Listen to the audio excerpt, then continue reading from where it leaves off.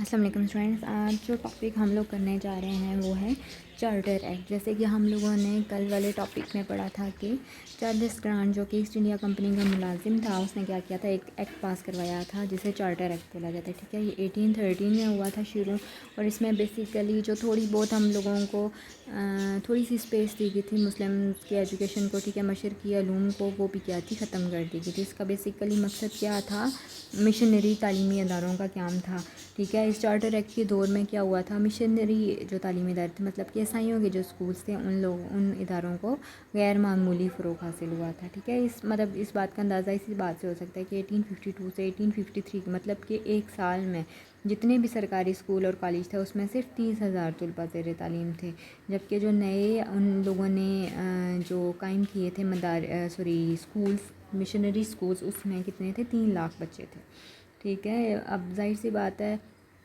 Company کی حکومت تھی، برطانیہ کی حکومت تھی، انہوں نے کیا کیا تھا، ذریعہ تعلیم چینج کر کے انگلش رکھ دیا تھا، جس کی وجہ سے زیادہ تر جو مقامی لوگ تھے ان لوگوں نے کیا کیا تھا، عیسائیت کو مذہب جو تھا وہ قبول کر لیا تھا۔ مطلب کہ زیادہ تر لوگوں جو ہندو تھے، مسلمس نہیں، ہندوؤں نے جو کیا تھا، عیسائی مذہب قبول کر لیا تھا، ٹھیک ہے۔ لارڈ مکالے نے کیا تھا، 1833 میں سپریم کونسل کا ممبر اور پبلک انسٹرکشن کمیٹی کا جو تھا وہ سیکرٹری مقرر ہوا تھا۔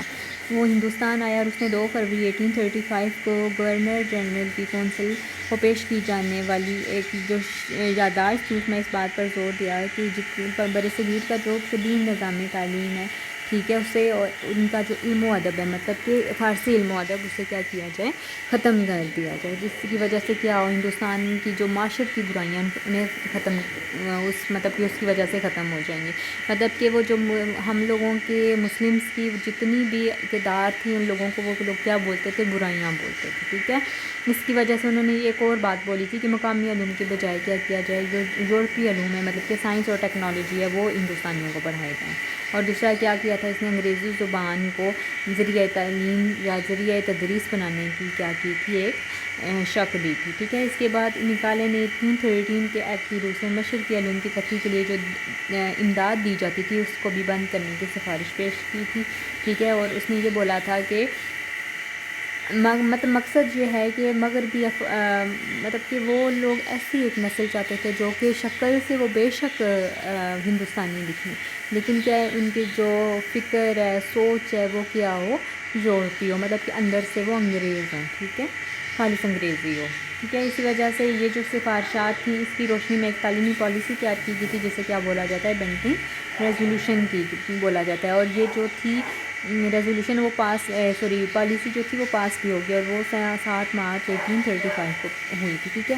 اب ہم لوگ دیکھتے ہیں کہ بیسیکلی ریزولوشن کے اہم پدوں کھایا جاتا ہے۔ پہلا کیا ہو سکتا ہے کہ ہندوستان میں مغربی علوم و سائنس کا فروغ تھا، ٹھیک ہے، ایک تو یہ تھا، اور دوسرا کیا تھا کہ جو سرکاری زبان ہے، ٹھیک ہے، جیسے اب ہم لوگوں کی اردو جو ہے وہ سرکاری زبان ہے، اس ٹائم فارسی تھی، اور فارسی کے بجائے وہ کیا تھی، انگریزی چل ہے۔ ذریعہ تعلیم جو تھا وہ انگریزی ہوگا، مطلب کہ آپ لوگوں کی جو بکس بنیں گی وہ کیا ہے، انگلش میں بنیں گی، انگلش لینگویج میں۔ اس کے علاوہ اس نے اور کیا بولا تھا کہ مشرقی علوم کی اشاعت پر جو رقم دی جاتی تھی وہ خرچ نہیں کی تھی، ٹھیک ہے۔ بیسیکلی ان کا مقصد کیا تھا یہ سارا کچھ کرنے کا، کہ لوگوں کو ملازمتوں کے لیے تیار کیا جائے، اور خاص طور پر ان لوگوں کو یہ کوئی آفیسرز والی پوسٹ نہیں دیتے تھے، بلکہ نیچے والی پوسٹ دیتے تھے، جیسے گارڈز ہو گئے، ٹھیک ہے، یہ کلیریکل سٹاف ہو گیا۔ بیسیکلی یہ ان لوگوں کو، ہندوستان کے لوگوں کو یہ ان پوسٹ پہ بھرتی کرتے تھے، وہ کوئی ہائی آفیسرز کی پوسٹ نہیں دی جاتی تھی، ٹھیک ہے۔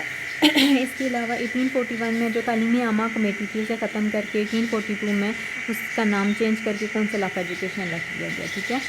لارڈ ہرڈنگ جو تھے، اس نے یہ بولا تھا کہ سرکاری ملازمت ان لوگوں کو دی جائے گی جو کہ کیا سرکاری اسکولوں کے تعلیم یافتہ ہوں گے، کیونکہ سرکاری اسکول جو تھے وہ تھے ہی عیسائیوں کے، اس وجہ سے اس کا مطلب سرکاری ملازمت کا حصول بن گیا تھا تعلیم حاصل کرنا۔ بیسیکلی مقصد یہی تھا ایسے تعلیم حاصل کرنا کہ اس کی وجہ سے ہم لوگوں کو یہاں ملے، سرکاری ملازمت مل جائے، ٹھیک ہے۔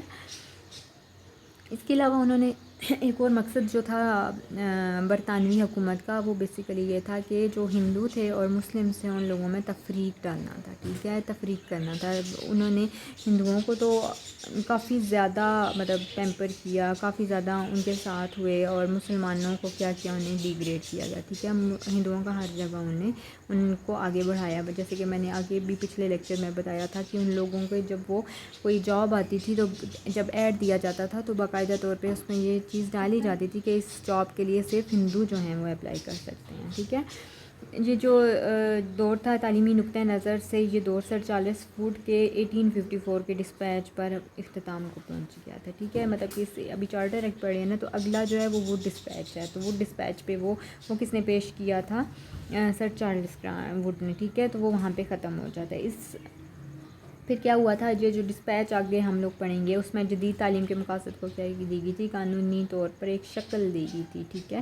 جیسے آپ لوگ پڑھتے ہو نا قائد اعظم کی 14 نگات، تو وہ ایک قانونی شکل ہے اس کی، ٹھیک ہے۔ اسی طرح اس ڈسپیچ کو بھی کیا ہوا تھا؟ قانونی شکل دی گئی تھی۔ اور اس کے بعد انہوں نے کیا کیا تھا؟ یونیورسٹیوں کے قیام کی بھی منظوری لے لی تھی بڑی صغیر میں، ٹھیک ہے۔ مطلب بیسک سیاسی کے اعتبار سے اگر دیکھا جائے تو مسلمانوں کے لیے کافی مشکلات تھیں یا مصیبتیں تھیں، ٹھیک ہے۔ مطلب وہ اپنے آپ کو بچا رہے تھے کہ کسی طرح ہم لوگوں کا مذہب جو ہے وہ ختم نہ ہو، ٹھیک ہے۔ تعلیمی میدان میں یہ جو زمانہ تھا وہ کیا تھا؟ مسلمانوں کے لیے مایوسیوں کا زمانہ تھا، کیونکہ ان کا تعلیمی نظام ٹوٹلی طور پر کیا ہوا تھا؟ ختم ہو گیا تھا۔ ان کے جو مدارس تھے، اسکولس جسے آپ لوگ بولتے ہیں، وہ ختم کر دیے گئے تھے، مفت تعلیم ختم کر دی گئی تھی، ٹھیک ہے۔ جیسے پہلے مسلمانوں کے دور میں تو تعلیم مفت تھی نا، یہاں پہ اب انگریز دور میں تو تعلیم مفت نہیں تھی۔ اب بیسیکلی انہوں نے کیا ہوا، تعلیم کو قابل فروغ چیز بنا دی، مطلب جس کے پاس پیسے ہیں وہی پڑھ سکتا ہے، ٹھیک ہے۔ اور دوسرا اس کا یہ ہوا کہ مطلب غریب جو لوگ تھے وہ تعلیم حاصل نہیں کر سکتے، ظاہر سی بات ہے، ان کے پاس فیسز نہیں تھیں، تو جو لوگ امیر تھے وہی پڑھ سکتے تھے، ٹھیک ہے۔ آگے ہم لوگ دیکھتے ہیں کہ 1813 سے 1854 تک جو دور ہے اس میں کون سے اہم تعلیمی واقعات ہوئے ہیں۔ 1815 میں سرکاری سطح پر بمبئی ایجوکیشن سوسائٹی قائم کی گئی، ٹھیک ہے۔ 1816 میں کلکتہ ودیالیہ کے نام سے ایک تعلیمی ادارہ قائم کیا گیا، جس کو 1819 میں کالج بنا دیا گیا، ٹھیک ہے۔ یہ پہلا گورنمنٹ کالج تھا ہندوستان کا، اور یہاں پہ کیا تھا؟ ذریعہ تدریس، مطلب کہ جو لیکچرز دیے جاتے تھے وہ انگلش لینگویج میں دیے جاتے تھے۔ 1823 میں تعلیمی عامہ کمیٹی کے قیام عمل میں اور ہندی زبان کے فروغ کے لیے آگرہ میں تعلیمی ادارہ کھولا گیا۔ 1828 میں گورنر جنرل ولیم بینٹنگ نے مسلم مدارس کے اوقاف ضبط کر لیے، مطلب کہ ان کو جو امداد دی جاتی تھی وہ ختم کر دی گئی۔ 1836 میں نئی طرز پر ہگلی کالج کلکتہ اور میڈیکل کالج کلکتہ کا قیام میں عمل میں لایا گیا، اور اس کے بعد 1844 میں ہندو کالج کلکتہ میں انجینئرنگ کی کلاسز شروع کی گئی۔ 1847 میں انجینئرنگ کالج رڑکی قائم کیا گیا، ٹھیک ہے۔ یہ جو تھے یہ سارے کیا تھے؟ اہم پوائنٹس تھے ان کے، ٹھیک ہے۔ کل اگلے لیکچر میں ہم لوگ وہ ڈسپیچ کے بارے میں پڑھیں گے، ٹھیک ہے۔ وہ یہاں پہ کیا ہے، وہ پہلا جو دور ہے وہ کیا ہے؟ ختم ہو جاتا ہے، وہ چارلس فوڈ نے پیش کیا تھا، ٹھیک ہے۔ اب اس یہ جو پچھلا ابھی ہم لوگوں نے ٹاپک پڑھا ہے، اس میں آپ لوگ مین پوائنٹس کیا ہے، بلکہ یہ پورا جتنا بھی آپ لوگوں کا ٹاپک ہے یہ کافی امپورٹنٹ ہے، آپ لوگوں کے پیپرز میں آتا ہے، جیسے کہ میں نے پہلے بھی بتایا، یہ صرف ایک ہی ٹاپک نہیں بلکہ آپ لوگوں میں یہ پورا جتنا بھی چیپٹر ہے آپ اس سے بالکل بھی کوئی بھی چیز اس میں سے نہ کریں، ٹھیک ہے۔ تھینک یو، اللہ حافظ۔